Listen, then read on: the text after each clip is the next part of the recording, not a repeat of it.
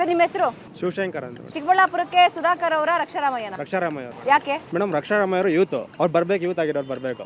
ಸುಧಾಕರ್ ಇದ್ರೆ ಒಳ್ಳೇದಲ್ವ? ಸುಧಾಕರ್ ಅವ್ರು ಮಾಡಿರ್ಬೋದು ಅಷ್ಟೇ, ಎಲ್ಲ ಕಾಂಗ್ರೆಸ್ ಪಕ್ಷದಲ್ಲಿ ಇದ್ದಲ್ಲೇ ಮಾಡೋ. ಸುಧಾಕರ್ ಬಿಜೆಪಿಗೆ ಹೋದ್ರೆ ಯಾವುದೇನು ಮಾಡಿಲ್ಲ. ಈ ಎಲೆಕ್ಷನ್ ಮೋದಿ ಹೆಸರು ನಡೀತಾ ಇದೆಯಾ, ಅಭಿವೃದ್ಧಿ ಹೆಸರು ನಡೀತಾ ಇದೆಯಾ? ಮೇಡಮ್ ಅಭಿವೃದ್ಧಿ ಹೆಸರು ನಡೀತಾ ಇರೋದು. ಮೋದಿ ನೋಡಿ ಯಾರು ಓಟ್ ಆಗಲ್ಲ.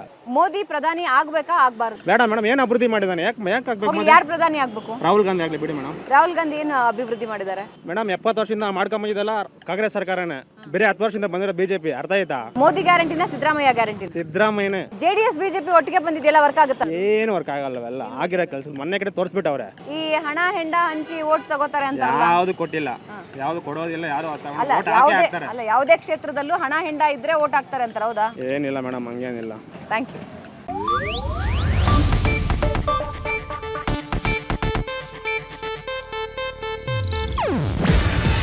ಇದು ಏಷ್ಯಾನೆಟ್ ನ್ಯೂಸ್ ನೆಟ್ವರ್ಕ್ ಪ್ರಸ್ತುತಿ.